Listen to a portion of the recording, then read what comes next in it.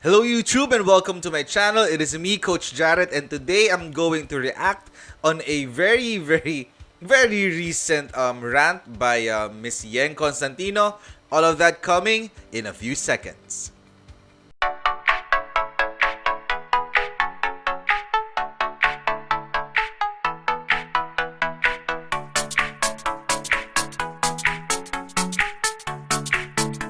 Okay, welcome back to my channel. It's me, Coach Jarrett, once again. And yesterday,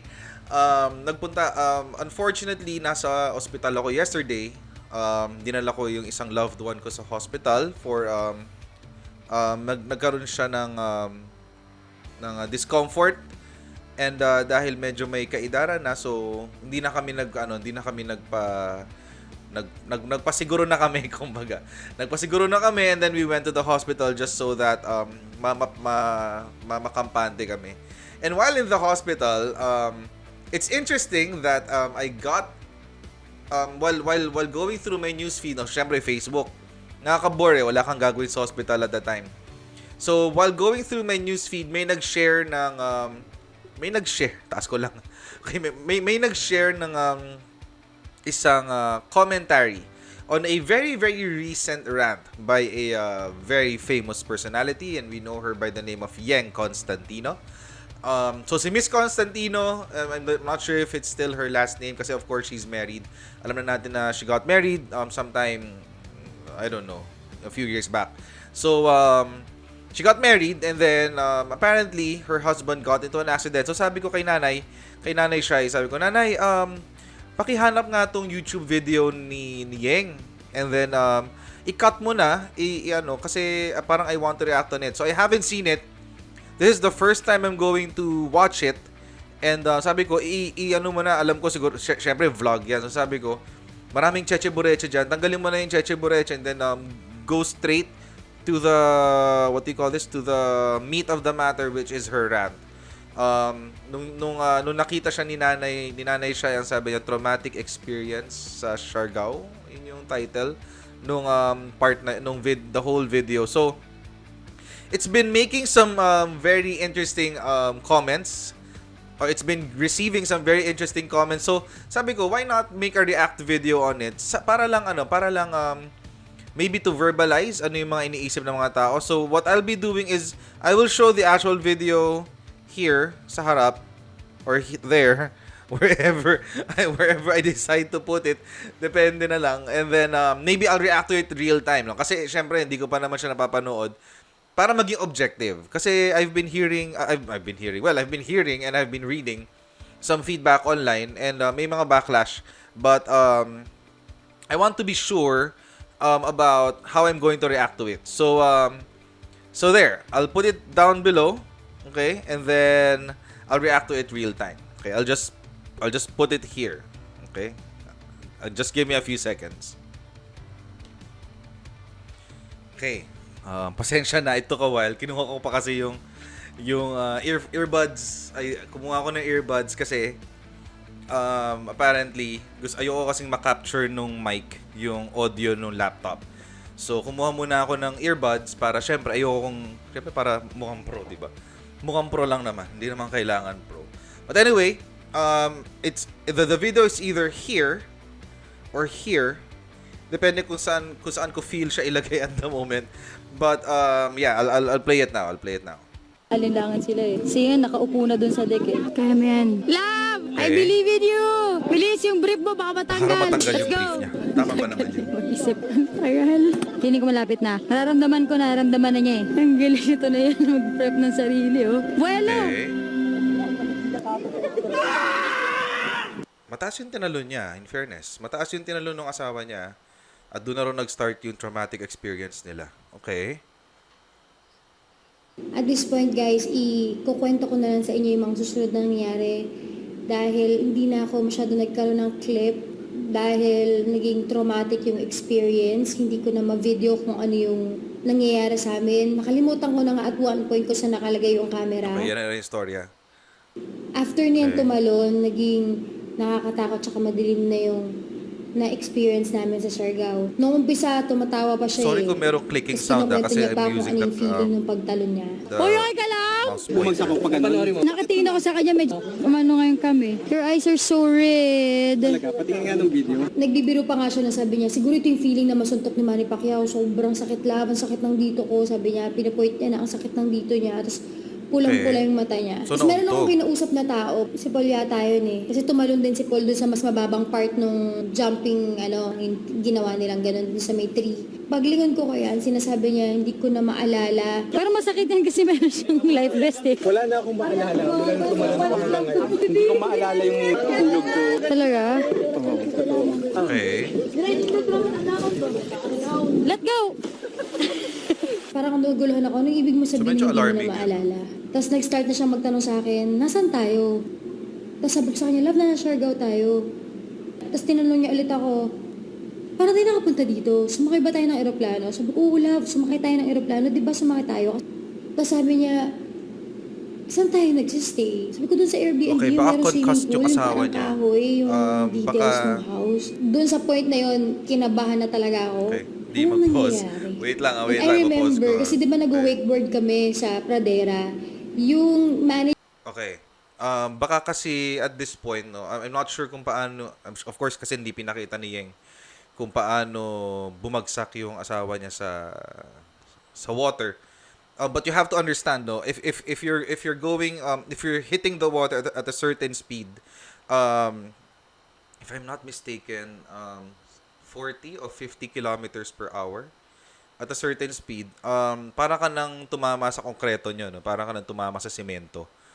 So, if I will gauge yung height nung hindi ko masabing cliff, pero yung puno na tinalunan nung asawa niya, medyo mataas siya, no? It's like more or less 4 or 5 stories. 3 or 4 story building yung tinalunan niya. Medyo mataas. At hindi ako magtataka, of course, depende sa pabagsak nung asawa niya, no? Why he is concussed. But it's good na he's conscious. It's good na nakaahon pa siya. Hindi matay, hindi siya nawala ng malay and all of that. Although medyo alarming nga naman talaga yung hindi ka yung memory loss, no? Medyo alarming yun. But let's continue. Ano pa ba yung mga nangyari? doon, / yung nagko-coach sa amin kung paano mag-wakeboard, si Coach Pao. Nasabi niya yun sa amin before, mga few months back, na may mga tao na nagkakaroon ng temporary memory loss because of an impact. Meron siyang 2 client sa Pradera na nagkaroon ng memory loss na nag-last for 1 Yeah, it's hour to because 2 of hours. it's a So I was like, concussion, siguro ganito rin yung nangyayari kay Yan. Buti na lang may mga doktor din doon sa may lagoon kung saan kami nandun. Parang nag-rush sila towards us kasi nakikita siguro nila nag-aalala na kami magbabarkada. Tapos parang 4 sila or 3 na nagbabakasyon din sa Siargao. Sabi nila, what's going on? Sabi ko, hindi niya po maalala kung nasan kami ngayon. Parang temporary memory loss po yata or memory loss. Tapos I was just being calm. Pero inside parang grabe na yung kaba ko. Pero yung impulse ko is just to stay calm. Marami silang tinanong kay Yan. And then, yung sabi niya, okay, the fact na yung motor skills niya is still okay. Okay pa yan. Agree. Kailangan niya lang siya i-rush to Tama the yun, hospital. tama yun. Tapos kailangan lang magpa-x-ray para Correct. makita kung merong Correct. crack sa skull. Magagaling ng mga Kung doktor. makita Tama kung may yun. bleeding sa loob. So, nagmadali kami, yung kaibigan ko, si Nino, sinakay niya kami sa kayak. Noong una kasi yung kayak namin na yan, kaming dalawa yung magkasama.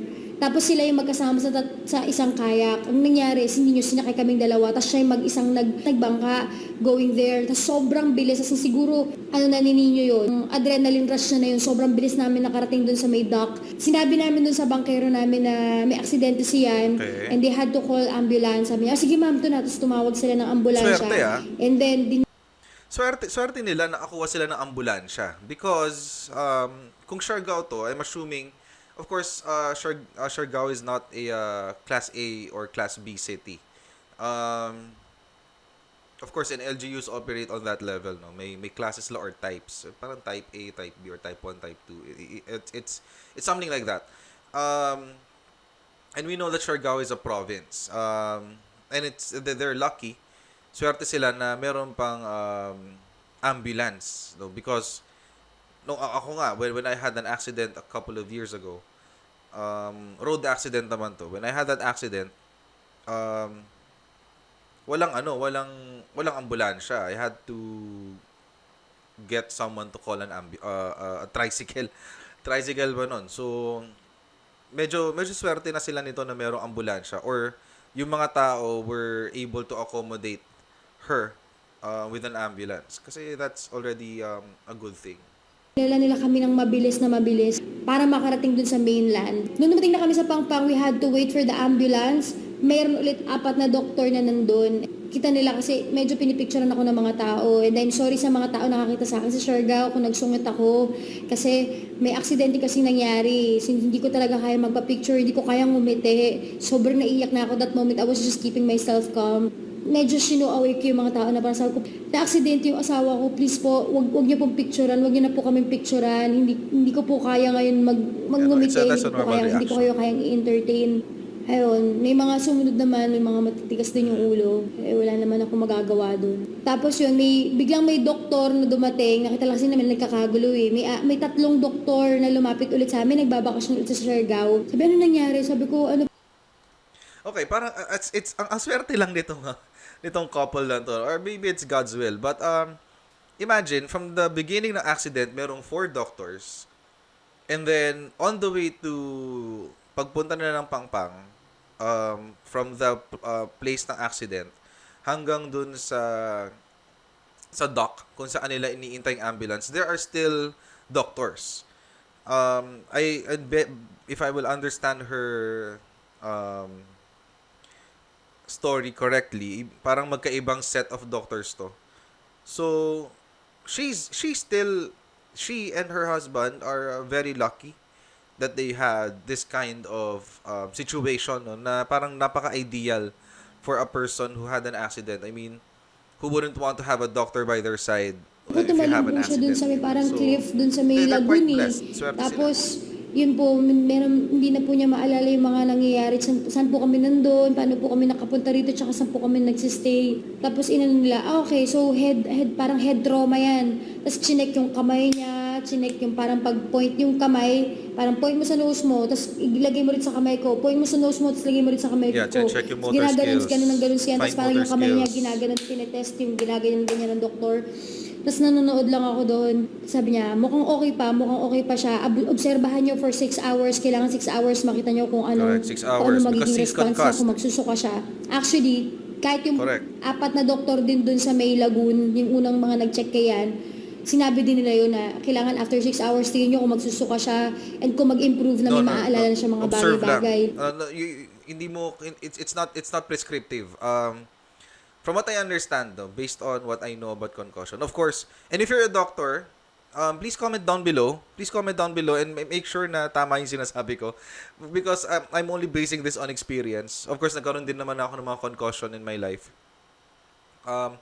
But based on what I have researched and based on what I have experienced, yung 6 hours na yon is observation period. Para lang ma-make sure na walang walang damages sa brain, walang hindi siya hinimatay and everything. Walang cause for alarm kapag hindi siya nangisay, hindi and all of that. Yung mga nakakatakot na scenario na. It's a prescription. It doesn't necessarily mean na okay yung patient, but it just means na you have to observe this minimum amount of time, yun nga yung 6 hours, just to make sure na walang long-term, number one, walang injury na life-threatening. Pangalawa, it's walang long-term effect yung accident. But again, that's just based on my experience. I hope some doctors are watching this, some experts are watching this video, para you can validate or verify what I am saying. Okay, just comment down below if it is true or not. But because again, I'm just speaking out of experience, and I'm not a doctor. At best, I'm a non-practicing counselor, but I'm not a doctor. I'm not an MD, so I'm sure the MDs have something to say about this. So just comment down below on this channel, on this video pala. I'll continue to play. Tapos yun nga, dumating na yung ambulansya.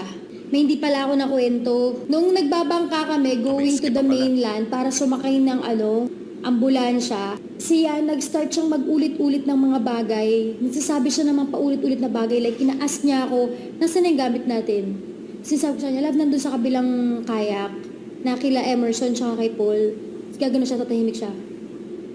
Tapos titingin-tingin siyang gano'n. Tapos biglang, love, nasaan na yung gamit natin? Love, na kay Emerson tsaka na kay Paul, nasa kabilang kayak. Tapos inulit niya ulit, love, nasaan na yung gamit natin? He repeated that mga 4 to 5 times. Grabe yung nervyos ko. He started reciting is paulit-ulit kung sino yung kapatid niya, sino yung nanay niya, sino tatay niya, ano yung birthday niya, sino yung family side ko, ano yung Okay. birthday ko, ano yung anniversary namin. Na si Toki, si Nakneng, pangalan niya si Nakneng, pangalawa si Toki, pangatlo si pang-apat ka. Ang anak ng mga kuyang Tuminang Asuncion, Victorino Asuncion, kapatid ko si Francis Asuncion, ako Victor Christian Asuncion, pangatlo si Franklin Jogan Asuncion, sunod sa kanya si Angelo Asuncion, puso namin si Joe Asuncion. Panganay sa inyo si Nakneng, pangalawa si Toki, si Nano, Toki, ikaw, Joselito Constantino, Susan Constantino, and Constantino Joseph Constantino. Birthday ko February 23, 1985. Nasa tayo ngayon? Siargao. Del Carmen, Siargao. Birthday ko February 23, 1985. December 4, 1988. Pinasal tayo February 14, 2015. Ang pinaka nakakatakot sa lahat for me, nung tinanong Okay. If I'm not mistaken, kung ano yung what's happening here is yung asawa ni Yeng is trying to remember yung long-term memory niya. Siguro natatakot din siya na wala siyang maalala. Wala siyang maalala from the point of the accident until yung present na yun. So, what he's trying to do is trying to recall as much information as he can. The thing is, magkaibang region kasi ng brain yung long-term tsaka yung short-term memory. And I think the problem here is not memory loss per se, hindi siya amnesia. It's retaining the short-term memory, kung ano yung nangyayari at the present, and then retaining it. A neuro doctor a neuropsychiatrist maybe can help him in terms of diagnosing if it is long-term or not, or a neurological doctor. I would most of the time what they would recommend pagdating sa hospital is CAT scan, or of course for the bone injury nandyan yung, or for the skull injury nandyan yung what do you call this, X-ray, yan. But usually CT scan yan kapag if you want to check if the brain is damaged because of the fall. But basically what's happening here is tinatry i-recall ni nung asawa niya, I'm not sure what his name is, Yen din yata, or Yeng, or Yan, basta yun. He's trying to recall yung long-term memories niya kasi nga maybe na-alarm din siya dahil hindi siya makaretain ng bagong memories or bagong information. Let's continue with the video. niya, anong year ngayon? Ang year ngayon ay 2015. 2015 ba ngayon? 2017. 2019. Hindi niya matandaan po anong year kami nandun. So sumakay na kami sa ambulance and hinatid nila kami ng mabilis to Del Carmen, So, sa mga may bayan ng ambulance. Siargao, yung hospital. Naka-picture pa siya sa And ambulance. mabilis namang umaksyon yung nurse or yung doctor na nandun, nakadestino sa emergency. Okay, that's Tapos good. sabi niya, binigyan niya lang ng painkillers yan kasi sobrang sakit talaga nung ulo niyan dito sa front. Tapos, sabi niya, ma'am, kailangan po ma-x-ray si sir, kailangan niyo pumunta sa DAPA. Malakda. Yun yung isa sa mga bayan din ng Siargao. Kasi doon may x-ray machine, tsaka mas may mga gamit sila doon kaysa sa amin. Which Okay, here's the thing. Masakit daw yung noo ni husband niya. I'm not sure how the fall happened.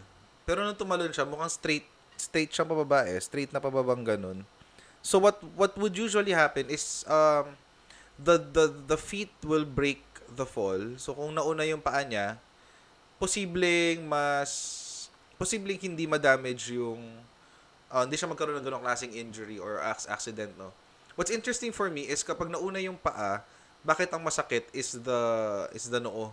Ibig sabihin either at any time at any part of the fall, either pumlakda siya na as in flat na ganon, tapos nagkaroon ng injury, but the injury would be much worse.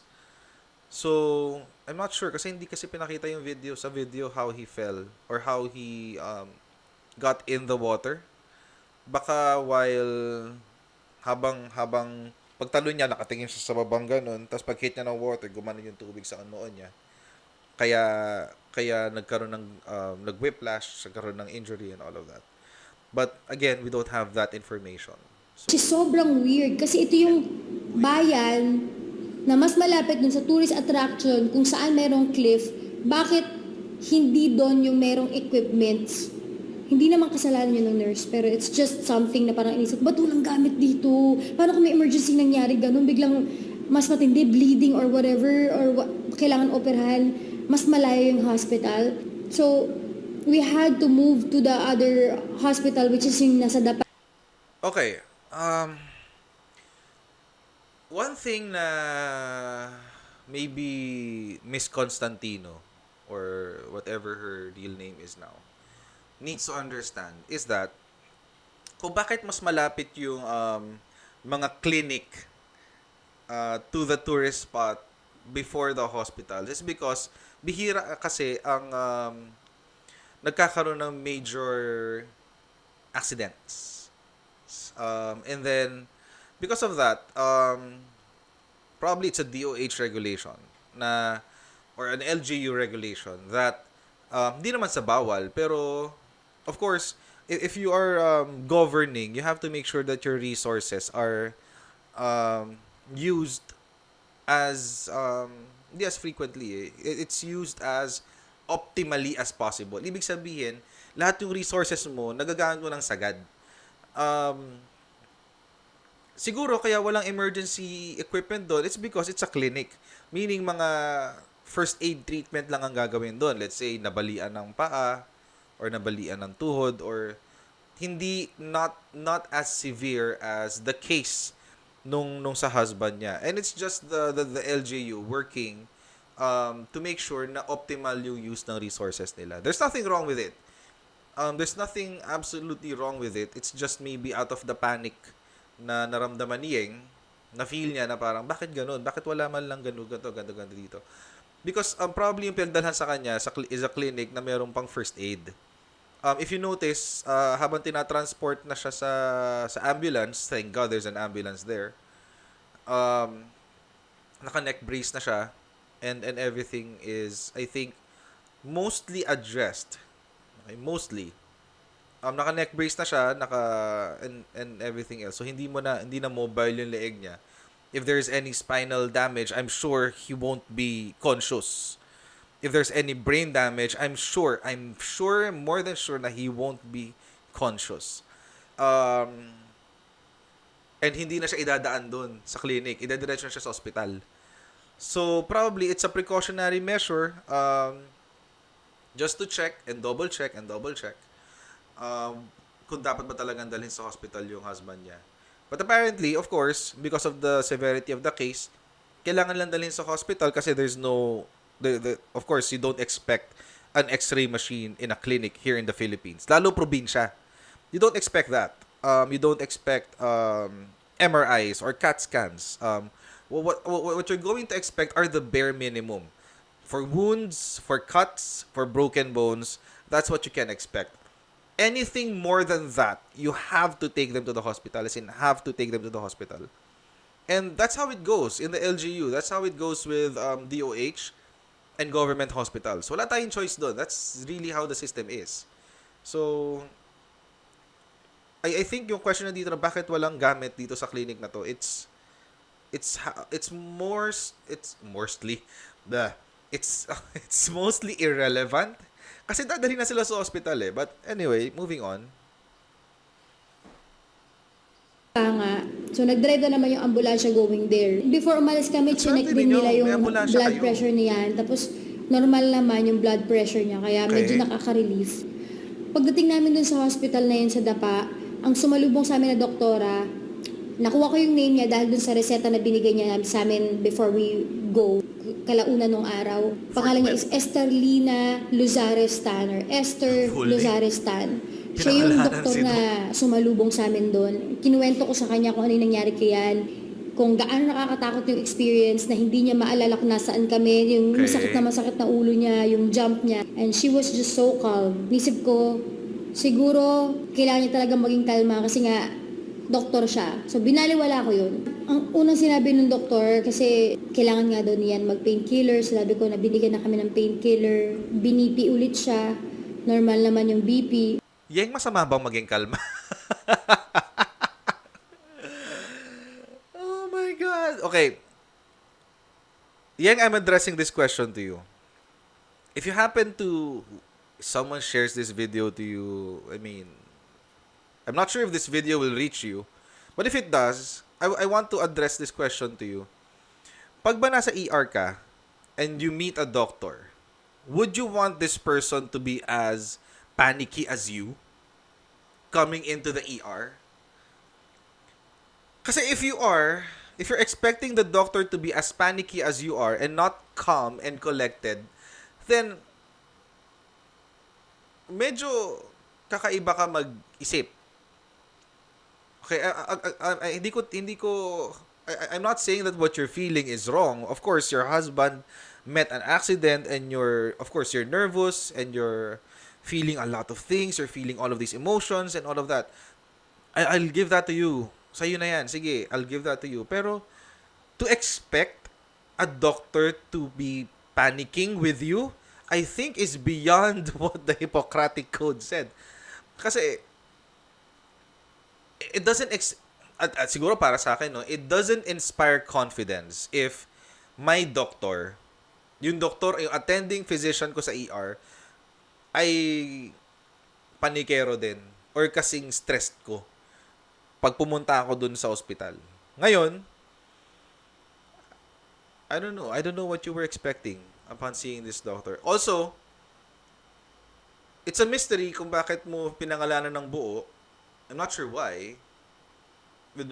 Well, I'm not sure why you did that. But, feeling ko lang to. Feeling ko may ginawa siyang hindi mo nagustuhan. Feeling ko lang. Sabi niya, sige, i-x-ray natin para makita. Naka-wheelchair na yun siya, pinasok siya dun sa may x-ray, parang room. Next-ray yung head niya, That's yung good. neck niya, tsaka yung chest niya. Kasi bawal di ba yung mga tao dun sa loob ng x-ray kasi SOP. may radiation yun. Andun lang ako sa may part nung nag-ooperate nung x-ray. Tapos tinitignan ko lang siya from that Okay. door. Binibigyan niya siya Tama. ng instruction, sir, tingala, straight lang po yung ulo, ganyan-ganyan. Sando lang ako sa kabila. And that's sensible. Tapos na-take. So, head, neck, and chest, ginawa nila yun. Mamaya-maya sabi nung nag-ooperate ng x-ray dun sa nurse, tawagin mo nga si Dr. Esther. Umalis yung nurse.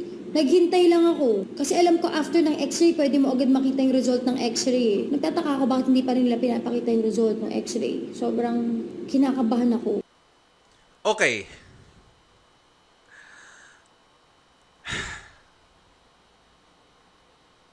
Siguro sa Maynila, pwede. Posible.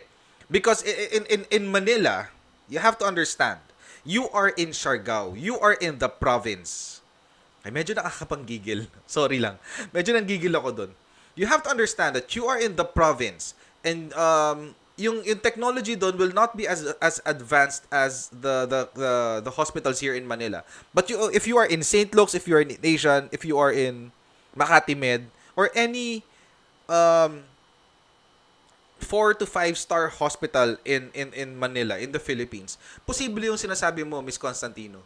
Posible yung sinasabi mo, makikita mo agad yung resulta because the results are computerized. The X-ray machine is attached to a computer. It will immediately see the result that you're expecting to see. The problem is you are in a province. And even then, even if you get the actual the reading or the output or the X-ray, even if makita mo siya agad, you won't be able to get it for if I'm not mistaken 24 to 48 hours. Hindi mo siya makukuha. Bakit? Kasi i-interpret pa siya. Titignan pa yun ng doctor, and then from there, he or she will say, okay, sabahan to ng papel that will say na ito yung resulta. Ngayon, Miss Constantino, I don't understand why you're expecting the same kind of result or the same kind of process in a province. Probinsya po ito, madam. Na madam tuloy kita. Kasi ganun level ka eh. Ganun level ka ng how should I call this? Entitlement. Self-entitlement. Kasi siguro, Miss Constantino, sanay ka sa Manila where you are being treated as a VIP. Where the technology is top-notch. Not even top-notch. But the technology is up there. If not top-notch, at least it's up there. But you're in a province. You should manage your expectations. Manage your expectations. If you manage your expectations, you'll be able to manage your emotions. At this point, you're not managing your expectations. Therefore, you are not managing your emotions well. And you're being very reactive. Medyo nagigil ako dun. So habang nandun lang ako naghihintay, siya nandun sa may x-ray room mismo, biglang may pumasok na 3 medical personnel. Kasi kailangan pa nakakasualan i-interpret sila, by hindi a naman sila doctor. pang nurse or pang doktor. Hindi ko alam kung saan sila nanggaling, kung taga doon ba sila. Alam ko lang pumasok sila. Tapos mayroong inilabas na machine. Tapos suddenly nilalagyan na nila ng gel yung machine. Tapos parang ginaganong-ganon nila sa chest niyan. Tapos ginaganong-ganon na rin nila sa neck niyan, mamaya sa ulo. Doon ko na-realize, sabi ko, ultrasound yun ah. Ultrasound. Di ba pang buntis yun? Hindi yun dapat pang someone na parang ang hinahanap mo ay fracture? Parang ano sa buto? Or bleeding? Hindi ko alam. This is an example of again, Miss Constantino, ibibigay ko sa inyo to na you are in distress. Ibig sabihin you are panicking and you're emotionally riled up because of what happened to your husband. And I'll give that to you. But forgive me for saying this. The ultrasound doesn't work one way. Okay? It's a diagnostic tool. Okay? Just like everything else. Just like the x-ray, just like the CAT scan, the MRI, and all of that. These are diagnostic tools. Now, hindi lang kasi siya ginagamit for pregnancy.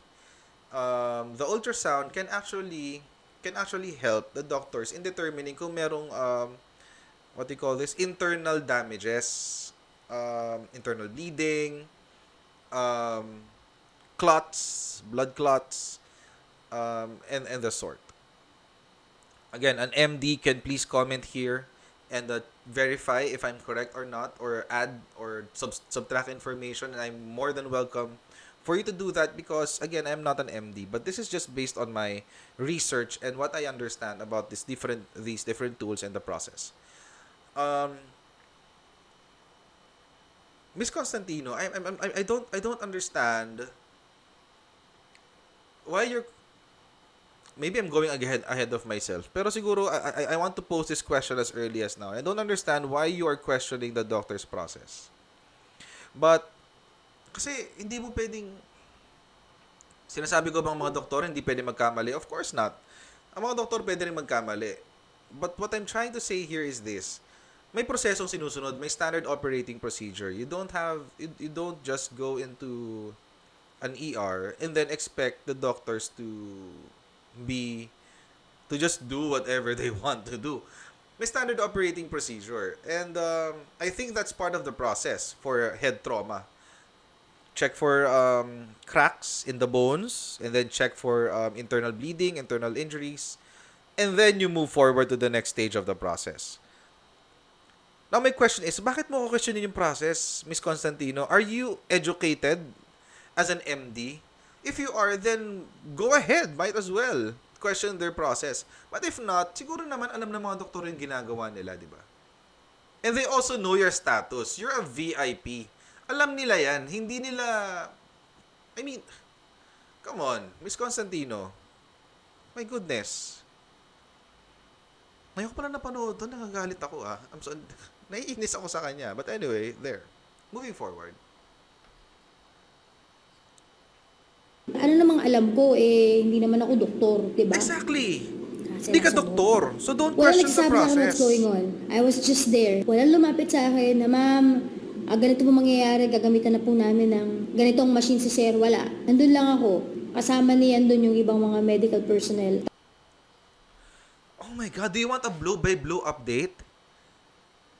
Miss Constantino, I was at the hospital yesterday. Buti nga nagkataon eh. Nasa hospital ako yesterday. Nasa ER with my loved one yesterday. And whatever you're feeling then, at that moment, yan din ang nararamdaman ko yesterday. Okay? But I did not expect the physician, the attending physician, the ER doctor, I did not expect the ER doctor to give me a blow-by-blow update. Siguro sanay ka sa ganung proseso kasi nasanay ka na sa St. Luke's, nasanay ka sa Medical City, nasanay ka sa Makati Med, nasanay ka sa Asian Hospital, where VIPs are treated differently. Pero kami mga ordinaryong mamamayan, kami mga ordinaryong Pilipino, hintay kami. Hintay kami ng info.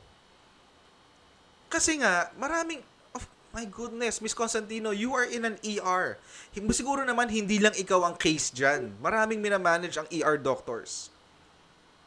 Marami silang minamanage. And hindi lang ikaw ang case niyan. They cannot attend to you specifically. They cannot give you the treatment the special treatment that you want. If you want a blow-by-blow update, then ikaw ang lumapit. Ikaw ang lumapit sa doktor. Why do you expect the doctor to approach you? My goodness. Self-entitlement at its finest, people. Tapos kasi yung best friend ko yung nag-wheel in sa kanya dun sa may loob ng room eh. So nandun din yung best friend ko pero hindi siya nakadikit dun sa mga taong nag-check kay yan. Nakatayo lang kami dun. Can you imagine kung ano yung nararamdaman namin? Para kaming nangangapa sa dilim. Maya-maya That's pa how lumapit it na sa akin is. si Dr. Esterlina. Okay, before you rant about the doctor, no? Before you rant about the doctor, I think kasi feeling ko ito na yun eh, pa-intro ka na dun eh. Kasi pa-inulit-ulit mo ng pangalan yung buo. Before you rant about her, please, ganun talaga sa ospital.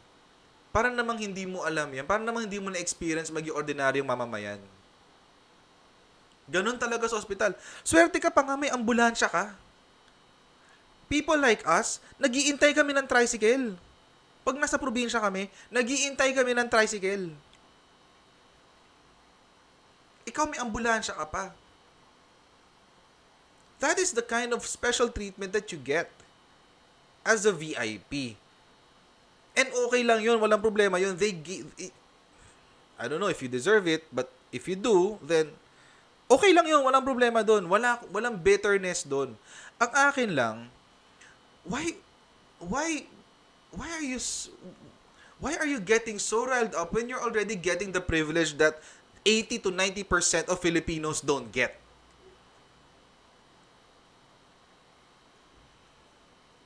Moving on. Lozares Tan. Sorry, nire-repeat ko yung name niya. You will know why. Tapos sabi niya sa akin, umpo ka. Sobrang kalma niya lang. Tapos sabi ko, ay, okay lang po ako. Tatayo na lang po ako. Dito lang po ako. Hindi Would ko you po want your kayang doctor to be umupo." panicking? Tapos nakatingin lang ako yan. Iniobserbahan ko kung may nafe-feel ba siya na anything. Kasi nandun siya eh. Parang ganun. Parang may door. Tapos nandun lang ako sa may door. Promise, ganito yung pagkasabi niya sa akin. With matching pointing pa ng kamay niya. Masyado ka seryoso.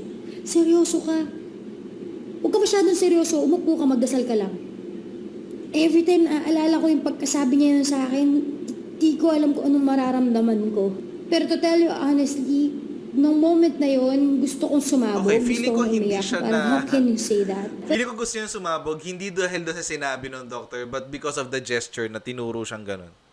Tinuro siyang ganyan. Kumalma ka. Masyado kang seryoso. Ganyan-ganyan. Of course, these are anecdotes. Ibig sabihin, this is just one side of the story. This is the word of Yeng Constantino. And I will take it with a grain of salt, but I will not take it as fact. I will not take it as truth. Because na namang video. I mean, no one took a video of that. Also, siguro kung merong witness na lalabas, sabihin, oh, dinuro-duro talaga siyang ganun. And it's meant to be an insult. It's an insult to her character. Pero feeling ko naman, usually, again, and I'm not making an excuse for the doctor, pero this doctor is, from the province or working in the province, and they are used to deal with people who are maybe tougher skinned, hindi kasing sensitive mo, na for them, for these people, pag magsalita ng ganun, wala lang. Kasi, it's just, that's just it. It's a statement. It's nothing. It's just, yung masyado kang seryoso, okay, kalma ka lang, walang problema dyan. Some people are tougher skinned like that. I'm not sure, maybe again, because you're emotional, because your husband is involved, and of course, you want to make sure that your husband is safe. I'll give that to you. Hindi ko na kontrahin yan. And, it's normal for you to feel that way, pero to judge maybe the doctor's behavior on that prejudice, or on that context at the back of your mind, parang hindi naman yata fair sa doctor yon, don't you think, Miss Constantino? Pwede natin isipin na she means well naman siguro. She just wants you na huwag kang mag-alala. Pero how can I not worry? Nakita mo yung asawa mo na nag-uulit-ulit ng mga bagay and hindi niya maalala yung mga bagay-bagay. Hindi mo alam kung permanente o temporary. That's it. That's your problem. Kung hindi siya natataranta, it's because she's not related to the patient. And that's a good thing. She can be objective. Imagine if this doctor is your relative. Imagine, kaya nga for doctors, and this is just based on what's told to me by other patients. A doctor cannot treat a family member. Okay? Same is true with us guidance counselors. Counselors cannot be involved in the psychotherapy of a family member. It's because of conflict of interest or vested interest. Pamilya mo kasi. So it will be difficult for the person who is doing the treatment to follow protocols and to be objective about decision making, especially sa treatment, kasi nga merong conflict of interest. If you are, imagine if you are the one treating your husband, I'm not sure if you're able to do it objectively. Baka nagsisigaw ka sa ER, sabihin niyo, unahin niyo yung asawa ko. Mukhang I'm sorry, but that's how it sounded when you were telling us the story. It's as if you want your husband to be the top priority in the ER. I'm not sure if that's what you really want, or if that's what you really meant. I'm hoping na it's not. Okay? I'm giving you the benefit of the doubt. Pero let's just process. And if the doctor said something na contrary to what you're feeling, I would take it with a grain of salt. If you want, you can take your husband to another hospital. Lang yung nararanasan niya, o kung meron dugo siya sa ulo, o kung meron siyang crack sa skull. Yung isang doktor din na pumasok, lalaki siya, tapos dalawang babae yung kasama niya doon. Tapos parang may isang guy na feeling ko baka driver nila. Andun sila sa room, and hindi rin nila ako kinakausap kung ano yung nangyayari. Basta naririnig ko lang yung lalaki, I think he's the doctor. In-explain niya kung ano yung mga nakikita niya, pero hindi sa akin. Hindi ko alam kung na-brief siya na ako yung asawa. Pakiramdam ko nun parang Okay, so this is what happens in an ER, no? I believe Yeng got a taste of what happens in the ER, especially sa provinces. ER doctors in the provinces, nag-iisa lang sila for the most part. Usually wala silang kasamang ibang doctors. Ibang doctors dyan are on call. So walang specialista dyan. Wala talagang specialist dyan. So before the ER doctor makes a decision in treatment, ang gagawin nila, tatawag sila ng specialist. And I believe this is what happened. The ER doctor called for a specialist. Maybe itong doctor na isa is an orthopedic, is an ortho, or someone who is a neurologist maybe, para yung may mga nakakaalam sa mga trauma sa head and sa brain. So maybe neurologist to. And that is why probably that's the reason why the first doctor didn't want to talk to Yeng in the first place nung una, kasi hindi naman siya specialist. Okay, ER doctor siya. So, ang ER doctor usually first aid or initial treatment para lang to stop whatever the cause of the problem is. And then a specialist will come in. And then that's when majority of the treatment will happen. And I guess, again, probably because of the lack of experience of Miss Constantino on how a hospital usually runs, how us ordinary people experience hospital treatment. Or maybe she forgot dahil matagal na siyang sikat, matagal na siyang VIP. So maybe she forgot how it is to be an ordinary person. She's expecting a different kind of treatment. Or maybe some sort of special treatment on her end. Anyway, moving on. Case study siya. Hindi siya person na tinitreat. Hindi sa akin, in-explain. Oh my God. Pero dun parang sa mga tinitrain niya, yun yung They na-feel ko are at talking that about moment. treatment. Dahil sa hindi na ako Case study makatiis, to. pero calmly, lumapit ako sa kanila na parang ano pong nangyayari. Tapos doon lang sa akin in-explain Okay, ng it's lalaking doktor na interesting that she check had natin to through dig- this machine. Interesting that she had to point out yung word na calmly. I don't know. She hasn't been, based on her story, she has maybe composed would be the right word. Pero hindi siya kalmado. Definitely, hindi siya calm. Composed, maybe. But Kung not meron calm. bang mga parang excess na, parang fluid yata yung hinahanap nila eh. Wala naman kami nakikita. Tapos yung nga yung gel, gano'n, tapos sa ulo naman niyan. Oh, kaya may For some reason, ultrasound hindi pa rin din eh. talaga ako mapalagay. Yung nurse na sumalubong sa amin kasama ng Dr. Esther, tinanong ko siya, sabi ko, ano nangyari doon sa Siyempre, you x-ray have a- kanina? Di ba in-x-ray siya? Di ba yun yung You're the kailangan wife, gawin of sa course. kanya? Sabi nung ay ma'am, kasi po hindi tumalab yung x-ray kanina, nagkaroon ng error eh. Tapos bigla na lang sumingit yung Dr. Esther. Tapos sabi niya, hindi, okay lang yan. Kasi pareho lang naman ang ginagawa tong ultrasound tsaka yung x-ray, pareho lang. Kung ano yung makikita mo sa x-ray, yun din makikita mo dito. Tapos parang nabara yung nurse na yun. Tapos tumahimik na lang siya. Nakita ko yung mukha niya na parang, Okay. Ay, Miss Constantino. I think your bias and your prejudice of the doctor has taken the best of you. Definitely. It has taken the best of you. You're not thinking objectively anymore. You ranted. Feeling ko at this point, it's already a rant.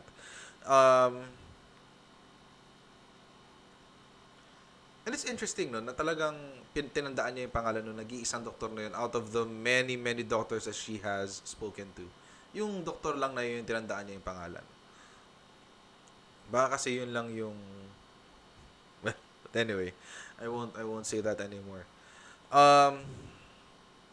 Miss Constantino, ulitin ko po yung sinabi ko kanina. Hindi, and you even mentioned it yourself. You are not trained in the medical field, in as much as I am not trained in the medical field.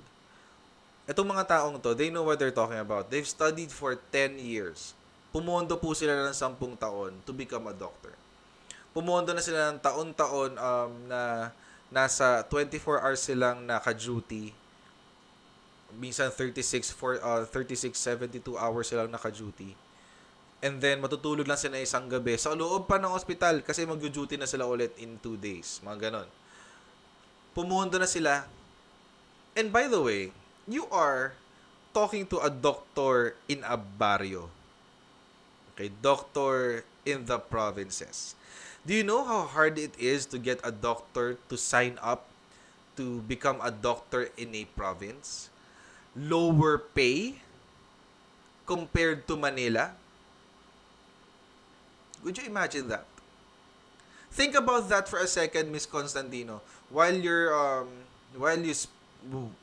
not sure you thought about it when you recorded this rant of yours. But maybe think about it. Real talk lang tayo dito Miss Constantino. Kung makarating man sa itong video na to, real talk lang tayo. Mahirap makakuha ng doktor sa baryo. Iba pinapatay pa nga eh.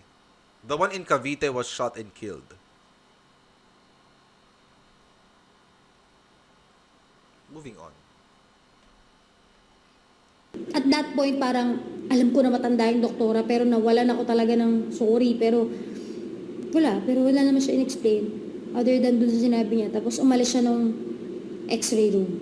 Let's just say na, o sige, may point naman po kayo doon. Pwede gamitin naman talaga yung ultrasound to see kung may blockages. Pero at least man lang, sinabi nyo man lang po sa akin na yung x-ray kanina, hindi gumana. Hindi, para kaming, tsaka yung best friend ko nandun sa loob, para kaming mga dummies doon na we don't know what's going on. And we can't stop ourselves to worry. Alam niyo po yung parang, do you understand?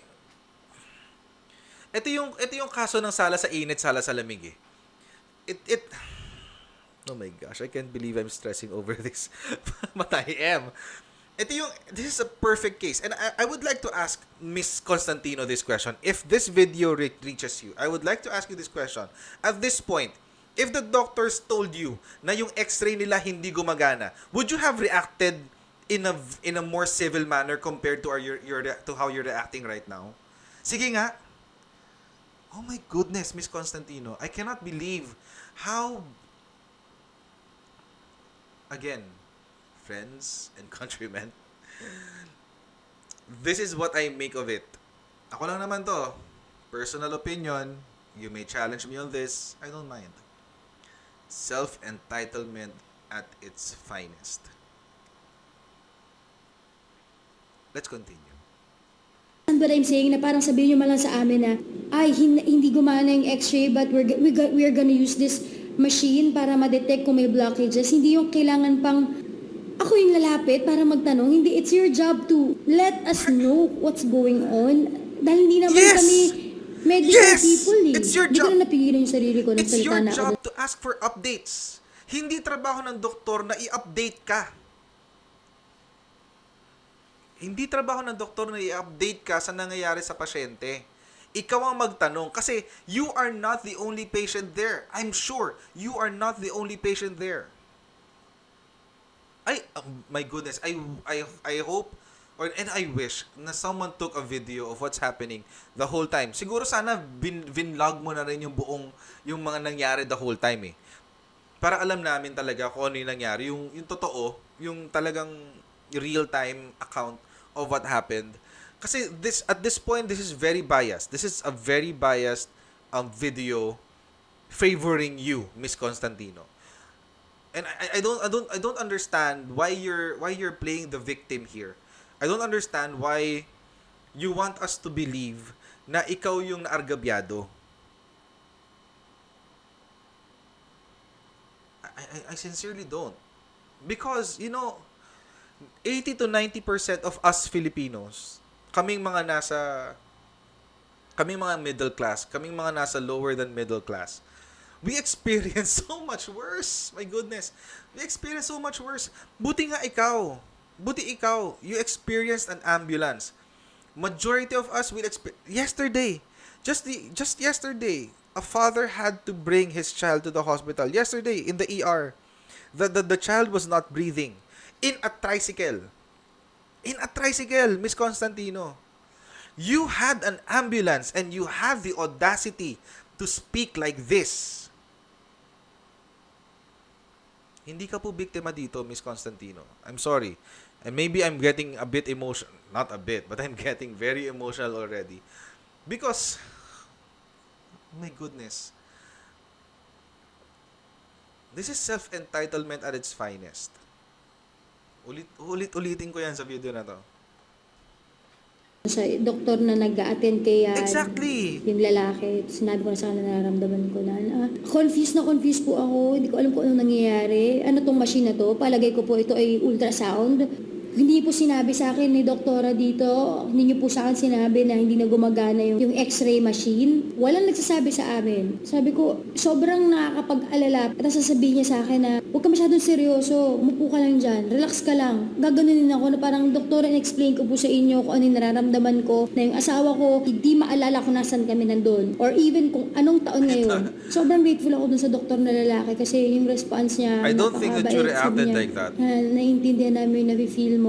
And maybe she means well. Pero yun nga, mali nga yung nasasend niya na signal sa'yo. It's not very comforting. Tapos sabi niya, but we're doing our best, okay, na para malaman kung ano yung problema. Sinasabi niya yun, comfort talaga. Parang, sige po, thank you din po sa hindi pagbaliwala dun sa At pag invalidate nung nafe-feel namin dito ng kaibigan ko. Kami, sige, gawin natin lahat ng paraan para makita ano pa So, bang concern mo. Kasi mukhang wala namang fluid, parang wala namang blood clot. So bottom line is, you just wanted your feelings cuddled. That's the bottom line eh. You just wanted your feelings cuddled. You want to feel important. You want your feelings validated. Pumunta ka sa counselor, di ba? If you wanted that. Again, I'm not taking the side of the other doctor. I'm not taking your side, definitely, Miss Constantino. Just being objective. First time ko nga pinanood eh. I tried to be objective at the very least. Pero, again, Miss Constantino, you have to understand that majority, us, 90% of Filipinos, not even 90, I mean, 10, not even 90, not even 10, you are part of the upper 5-10% of Filipinos. We, on the other hand, experience that. That is the norm for us. Now, if you wanted special treatment, you should have gone to St. Luke's. You should have gone to Asian. You should have gone to Makati Med, Cardinal Santos, Medical City, probably. But, wala ka sa Maynila eh. Nasa probinsya ka eh. Manage your expectations. Manage it. Brain ng husband mo. Ako doon kasi kailangan talaga makita ba kasi may crack yung skull niya or parang baka may bali or hindi ko po alam eh. Ano nga gawin? Yung x-ray hindi nga gumagana, di ba? Doon ko lang nalaman dahil nagkwento na rin sila. Yung doktor na lalaki tapos yung dalawang girls na kasama niya, pati yung isang guy na kasama nila, hindi sila taga-dapa doon sa bayan ng Siargao na yun. Tiga General Luna Hospital talaga sila. Tinawagan lang sila for emergency. So they're not even regular na staff doon. Pero sila pa yung nagpapakita ng concern at urgency tungkol dun sa nangyayari. Explain ko ulit Miss Constantino, baka kasi hindi mo lang na-gets. Explain ko ulit. Ang mga doktor, ang mga ER doctor, they are not specialists. Ang mga ER doctor are there for first aid, triage, yan, mga ganyan, first treatment. Just to make sure na when the specialists come in, hindi lumalala yung sitwasyon. At least naaayos yung sitwasyon. If not totally cured, at least lessened yung symptoms. Why are you expecting... I'm not sure anymore, Miss Constantino. I'm not sure why this rant is happening in the first place because... Again, this is majority of what we experience. Even in private hospitals, this is what we experience. Na-confine ako sa Asian because I had to get surgery on my leg. It's common. I mean, I had to fall in line. I had to punta akong ER, I had to fall in line, fall in queue, and then before ako na-admit, the surgeon had to look at me, had to look at my wound, and then that's when I was admitted. After that, I mean, everything was, it's not even, that's Asian Hospital, and we're talking about one of the better hospitals in the Philippines. I don't know. Maybe that's just me.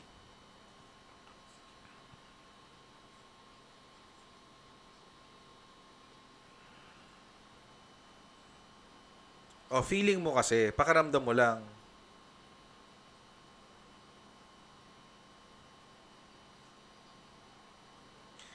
Kasi it's supposed to be... Kasi it's because it's the attending physician's responsibility to talk to you. Eh, hindi pa nga niya nakukuha yung information na kailangan niya. Ano ibibigay niya sa inyo information?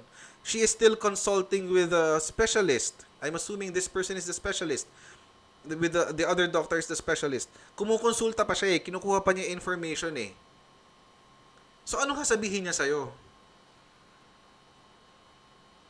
Sinabi namin sa kanilang story, parang bigla doon lang sila na parang, kikita mo naman sa mukha ng tao na parang, ganun pala yung nangyari.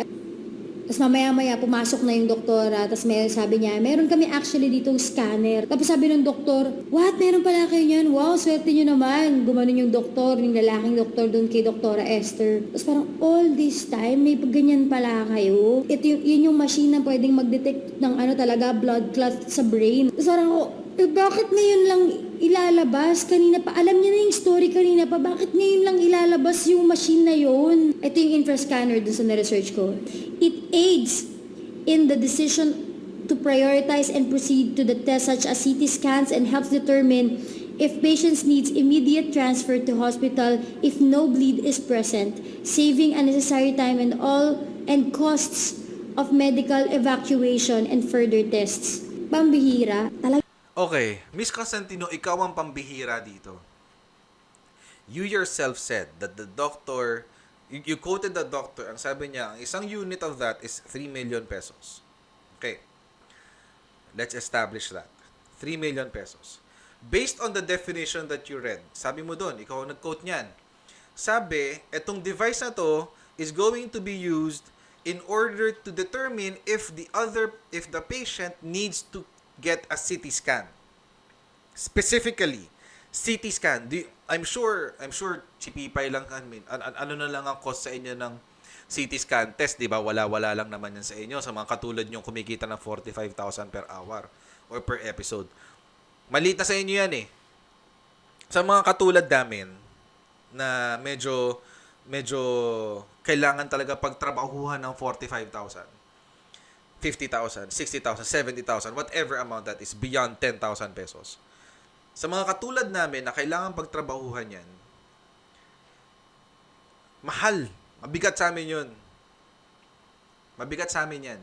Ngayon, alam nyo ba kung Miss Constantino, just in case you're no longer aware how much an x-ray is. An x-ray is more or less 700 to 800 pesos per scan. An ultrasound is more or less the same thing. 800, 900 pesos per use.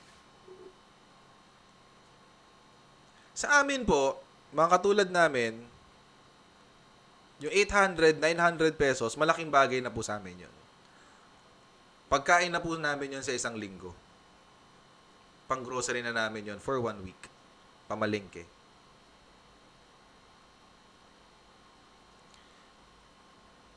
And you would want to use this 3 million peso device? Do you know how much kung magkano ipapasa niyan sa amin on a regular use?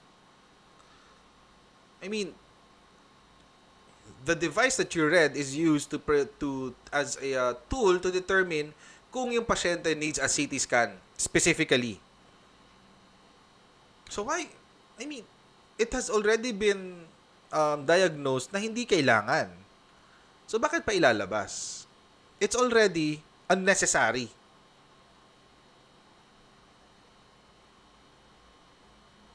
And ikaw na rin nagsabi that this is only used if there's no bleeding. Okay? Sa head trauma. How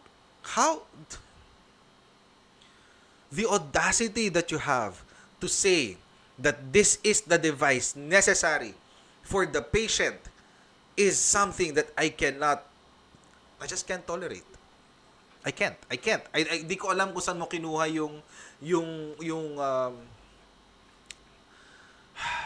hindi ko alam kung saan mo kinuha yung to say that. To say that. You're not even trained as an MD. How would you know? How would you know, right? How could you determine what is medically necessary?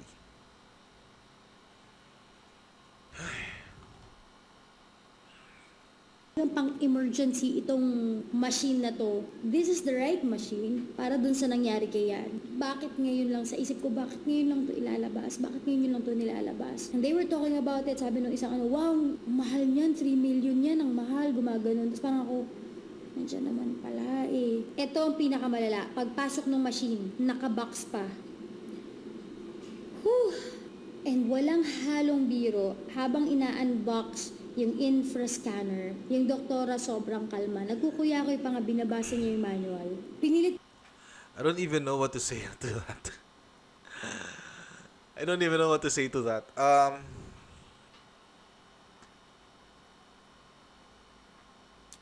Again, I want to ask the question, Miss Constantino. Do you want a physician who is between a calm and collected physician and a panicky and ko na lang ulit ikalma yung sarili ko kasi gusto ko na lang magawa yung best for yan. Pero aminado ako, sobrang which would you nakakapikon yung feeling na yun. Parang ano Which to, do you think naglulukan ba tayo? give Paano the yung best? nagagawa maging ganyang The better. kakalma at paano hindi niyo po nilabasan kanina pa? Tapos ngayon kuya-kuya niyo lang po ako. Tapos yung doktor na lalaki tinry niyang paganahin yung machine. Guess what? Low bat pa siya.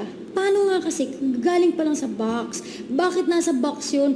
Kung emergency machine siya, it is made for emergencies. Bakit siya nasa box? It's not an Pabigat ng emergency pabigat yung machine. nararamdaman ko, pero It's not nilapitan made ko for na lang siya. emergencies. Tapos tinanong ko siya, love, what are you feeling? Kamusta ka? By that time, siya nakapikit lang halos the whole time. Kasi sabi niya, every time he would open his eyes, sobrang sensitive ng eyes niya sa ilaw, tapos ang sakit-sakit ng ulo niya. Tapos ang sakit daw ng neck niya. Sorry lang, love, sorry na na-experience mo to.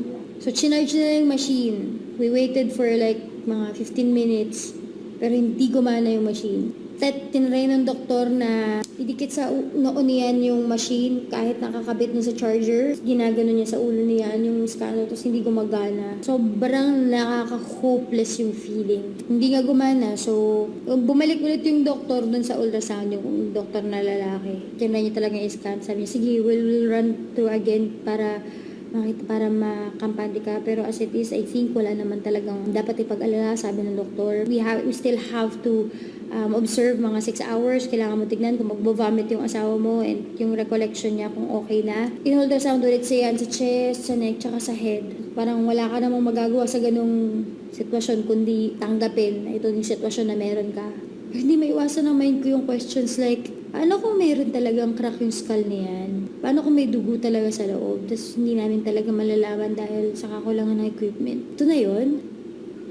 Ganito na kaya talaga yun? Bigla nagsalita yung doktora sa amin. Promise, ito yung sabi niya. Nakakapikon talaga. Sorry Lord. 2 hours na yan. Alam mo kung merong ano yan sa ulo? Wala na yan siya.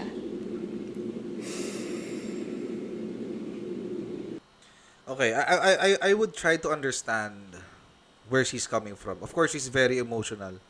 She's what kasi ang mindset niya na already at this point is hindi na asikaso ng maayos yung asawa ko, yung doktor walang pake sa feelings ko, walang pake yung doktor sa nararamdaman ko, sa status, not even status maybe. Walang pakialam yung doctor sa feelings ko and all of that. So at this point, I would say yung response nito ni Yeng is already a bias. It's already a biased response. It's no longer objective at all.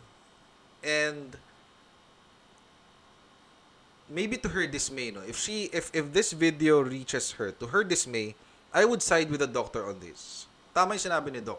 If within 2 hours, naka 2 hours na eh. So after 2 hours, nothing severe happened other than headache and photosensitivity. From a doctor's point of view and from an objective or maybe scientific point of view, you're already out of the woods. You're already on the way to recovery. And there's no more need to react or feel the way she is feeling. But of course, I would give it to her na she's a worrywart and she's the wife and ayaw niya mawala ng asawa, definitely. So I would give that to her. But to read further into what the response of the doctor said is I don't think something I would agree on.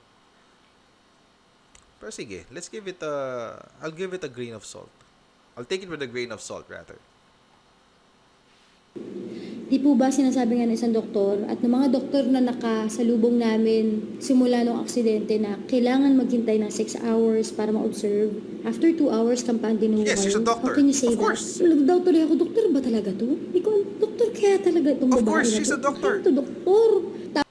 Of course, she's a doctor. She knows what she's talking about. Why would you question the credentials of a person who already proved herself? beyond the years that you have. You don't even have a medical degree. I don't even think you have a pre-med. Or if you do, hindi ka nagtuloy sa pagdoktor. So, basically, it's like a toddler asking or questioning how a parent would change her diapers. Tapos lumapit yung nurse, yung kaninang tinanong ko kung yung tungkol sa x-ray. Si Ate Becky, hello Besh. Sabi niya, ay ma'am, hintay na po kayo kasi parating na rin po yung mag-ooperate ng ng x-ray. Parang ako, ha? Mag-ooperate ng x-ray? Di ba nga hindi gumagana? So napagtagni-tagni ko in my mind, na kaya hindi gumana yung x-ray kanina kasi nag-ooperate ng x-ray, hindi yung operator at wala siya doon sa destino niya that day. Whew! Sunod-sunod yung trigger points na parang gusto mo lang sumabog. Sorry, tanggalin ko lang to.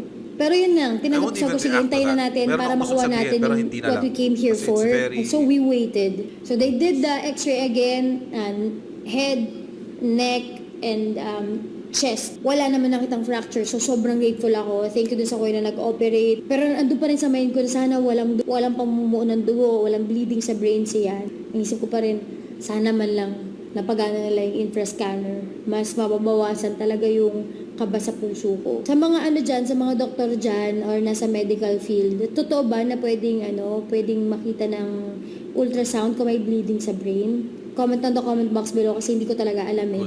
We stayed doon sa hospital sa Dapa ng mga 3.5 hours, mga ganun, 3 hours, na dapat nag-take lang siguro ng mga 1 oras dahil sa kakulangan ng mga tao, mag-ooperate ng x-ray machine.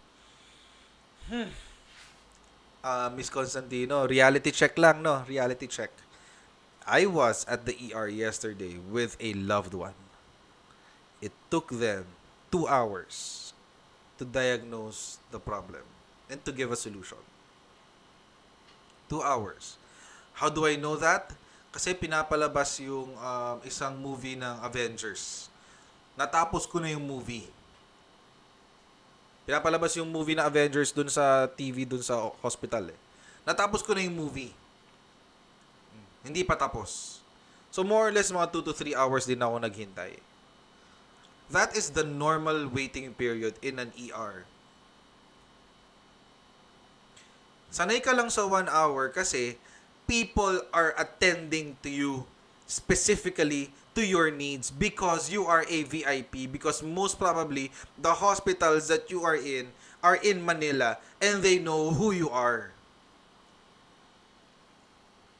Hindi naka-ready yung mga machine, like yung infrascanner nila. Tapos, hindi pa naka-charge yung machine. Actually, kahit yung ultrasound nila, naka-bubble wrap pa nung ginagamit kay yan. Ang weird nga eh. Ito pa, yung best friend ko, hinila siya nung isang staff from General Luna Hospital. Tapos, lumabas sila. Pagbalik, sabi sa akin ng best friend ko, Yeng, mamaya may sasabihin ako sa'yo. So, natapos na nga lahat ng nangyari. Binigyan na siya ng reseta ng Dr. Esther Lina Dozaristan na reseta ng painkiller. Bibili na kami, tapos meron pa isang gamot. Pagbalik ng bahay, pagkasan na mabili yung gamot, sabi sa akin ng best friend ko, yung sinabi daw ng staff from General Luna is, ayaw niya magpapangalan ayaw niya magpahamak. Ang dami rin namamatay sa Dapa Hospital dahil sa neglect. Na kapag wala raw pera, usually doon hindi na inaasikaso yung pasyente. Hindi ko alam kung gaano ko totoo yun, pero sa experience namin, ang ma-judge ko, mas may urgency pa yung mga taga General Luna sa kanila. Or at least doon sa doktora, yung Dr. Esther na yun. Wow. Hindi ko alam kung totoo. Pero sa experience namin, malamang-lamang maniniwala ako. Wow! Oh my God! Yeng, I cannot believe that you said that. I cannot believe. Coming from oh my goodness, I won't even go there. But that's a very judgmental statement that you just made. Based on your singular experience na hindi ka nagkaroon ng VIP treatment, na not everyone is rushing to your side, giving you the help that you need. Oh my goodness. Maraming namamatay sa lahat ng ospital. Let's accept that fact. So the mortality rates for some hospitals are higher compared to the others. Why? There are many factors to that.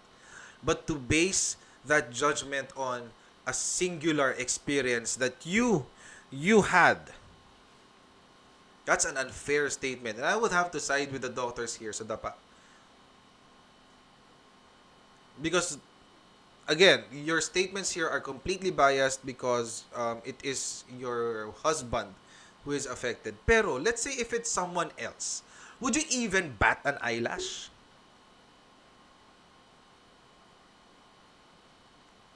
Would you give 5 seconds of your time to do a rant such as this? Sa PGH lang eh. Sa PGH lang, ang daming namamatay dyan. PGH lang, punong-puno ang ospital nila. Ang ward nila, tabi-tabi. Halos tabi-tabi na. Are you batting an eyelash? No. You made this rant simply because you were not given the treatment that you think you deserve. I'm sorry. Real talk lang tayo. I'm not even going to apologize for it. Real talk lang tayo dito. Real talk lang. Totoo man po yung ganun nga na nangyayari. Sana may gawin yung local government ng Siargao. Kasi kung yung mga local doon, na mga medical staff, ganun ang iniisip tungkol sa particular hospital na yun, kung saan mas pinupondohan ng malalaking gamit, pero di naman ginagamit, kulang ng tao, bakit wala doon yung tao sa destino. Sayang. Hindi lang para sa mga turista, pero para din sa mga lokal. Naranasan namin yun first hand, nakakatakot po siya na experience. Sobrang ganda ng Siargao, pero meron kayong surfing na kung saan yung bottom ng surf spot ninyo e bato. Madaming taong nagagasgas, maraming tao na nababago, naaaksidente. Meron kayong mga ganun laguna, may mataas na talunan. Mas makakabuti kung ayusin yung mga ospital kasi meron kayong mga extreme sports na ganito na malamang-lamang talaga maraming maaaksidente. Ito yung ilan sa mga tourist attractions ninyo Sana po preparado rin yung island para sa mga aksidente. Total, ang dami naman nagtatayo doon. Nakita namin ang daming bagong mga resorts, ang daming magagandang mga infrastructures na nabubuo. Ibig sabihin, umuunlad. I hope na kasama ng pag-unlad na yun, paganda rin ang paganda yung pasilidad ng mga hospital. Ito, marirecommend ko ba ang Siargao? Oo naman. Napakaganda. Here are some photos. I think we have the best beaches in the world and the kindest na mga mamamayan. Sobrang dapat ipagmalaki. Pero for tourists like us, kahit Pilipino o foreigners, kailangan nating mag-ingat. Kailangan yung mag-ingat. Kasi sa ngayon, nakakatakot siya na experience na malagay sa ganong lugar at hindi mo alam, huwag nyo nang i-risk. Kung pupunta kayo doon, just do the safe things like snorkeling, island hopping. Kung surf, if you know how to surf, like yung friend kong isa, then do it. Yung kaibigan ko, the next day, nag-surf And that's okay. Pero ako, the next day, hindi na ako nag-surf. Hindi ko na tinry. Kasi kinakapa ko yung ground, bato. Tapos yung mga talon, yung mga cliff diving na yun. Be sure that you know your form. I don't know That's not Boracay. You're not... I'm not even sure how to respond to that. Sumasakit na ulo ko kay Yeng. Bakit ko ba ginawa itong react video? Oh, my goodness. Miss Constantino. That's a natural resource. Okay. You are in a place that is not manicured according to your standards. Kung mabato siya, That's it. Kung if it's white sand, fine sand beach like Boracay, then that's it. It's just it. It doesn't take any more manicuring than that. But you are already... Ay, Miss Constantino, my goodness. That's an experience namin. I can't say na parang sige tumalon kayo, it's fun. I don't know. Accidents can happen to anyone. It's up to you, but be careful. Pag-uwi namin nagpa-CT scan siyan and nakita nga na walang dugo yung brain. So, what a relief. Sobrang saya namin mag-asawa. Grateful ako dun sa yung sa nurse, dun sa dapa, si Beshi, hindi ko alam yung name. Mga medical staff from General Luna, maraming salamat. Maraming salamat din dun sa nag-drive sa amin, na ambulance, sobrang bilis. Thank you so much. Thank you din po sa mga doktor na nakasalubong namin on your vacation. inintindi niyo pa po yung nangyari sa amin. Maraming salamat po. Yun. Tsaka higit sa lahat sa mga kaibigan ko, si Nino, si Paul, tsaka si Emerson. Thank you so much mga bro sa pagmamalasakit na pinakita niyo sa amin niyan nung traumatic experience na to. Thank you for being there for us. Sana may magandang mabunga tong vlog na to. Di lamang to para sa amin, pero para sa Siargao, para sa mga turista at para sa mga lokal ng Siargao. I don't know kung anong isipin ko doon sa doktora na yun. Kung napanood nyo to, a little compassion would do. Sana ma-action na ng local government. Thank you for watching this vlog, guys. See you again tomorrow kasi yun na yung third day namin sa Siargao. It got better. Ang mahalaga is, Yan is fine now. Thank you for watching. Bye! Thank God that's over. Oh my goodness.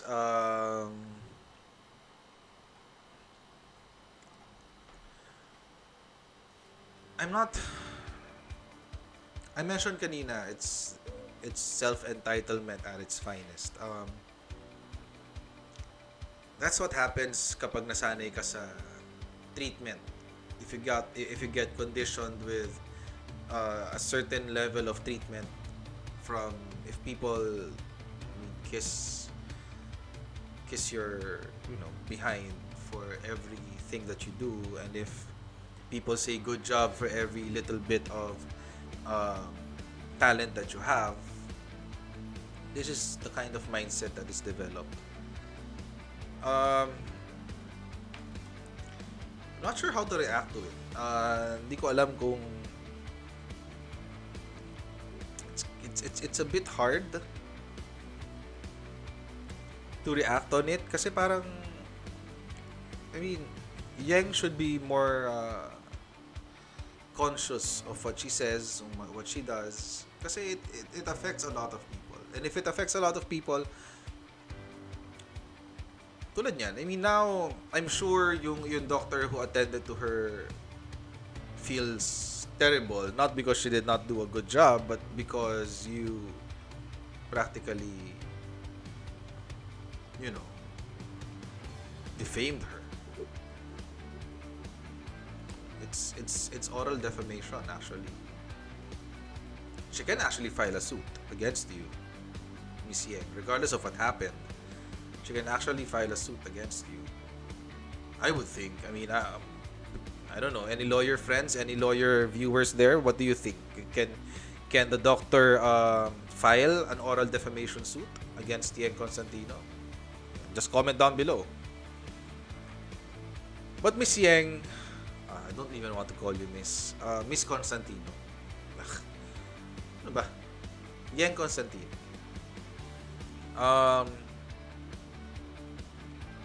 Your reaction is understandable but not I don't know, forgivable maybe. I'm not sure what the right term is.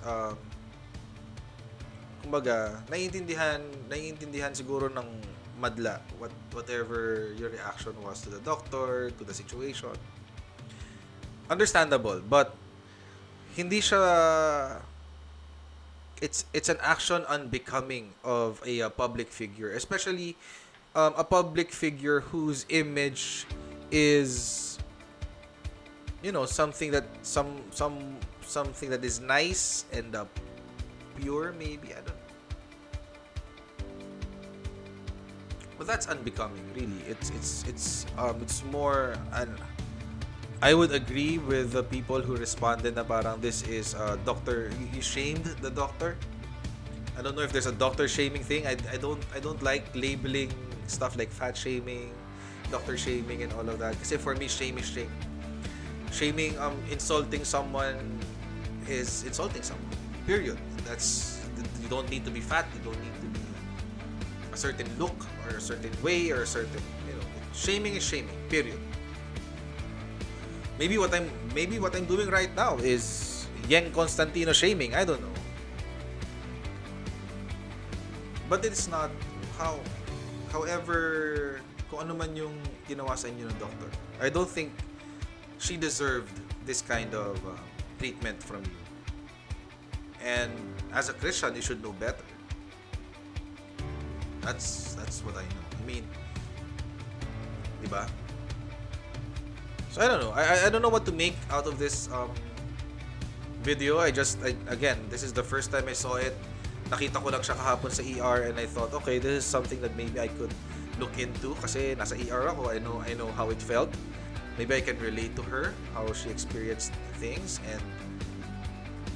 But the thing is, hindi ako nakarelate eh. Nainis pa nga ako kasi I feel na parang she's looking for validation doon sa naramdaman niya, sa na-experience niya, and she wants people to take her side even if, I don't know, it did not sound good for me. But regardless of what I feel, I mean, it's her life.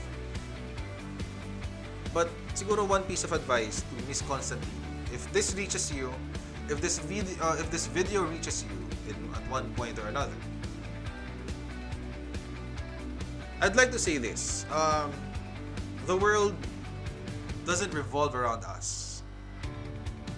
Of course, we may feel na ang mundo ay umiikot sa atin paminsan-minsan. Of course, we have those moments. But more often than not, I'm sure you're not even aware of the other patients who were there. I'm sure hindi mo napansin na baka merong matanda doon na tinakbo rin sa ospital.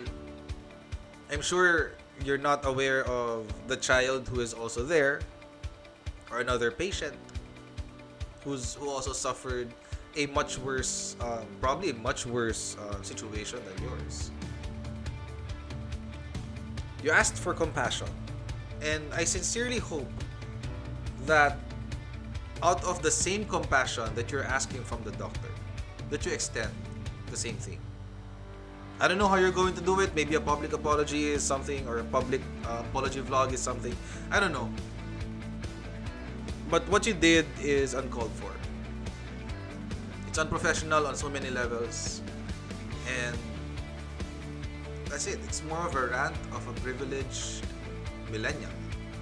Ganun yung dating niya sa akin eh. It's a rant of a privileged millennial who were triggered by things na